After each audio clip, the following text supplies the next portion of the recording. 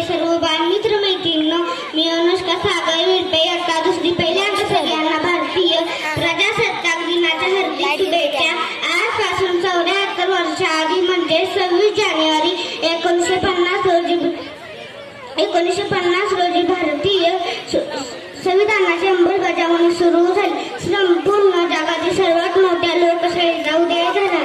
संविधान सभेत जवळजवळ 300 सदस्य होते. त्यात 15 महिलांचाही समावेश होता. त्यातील प्रमुख नाव म्हणजे डॉक्टर बाबासाहेब आंबेडकर होते. डॉक्टर बाबासाहेब आंबेडकर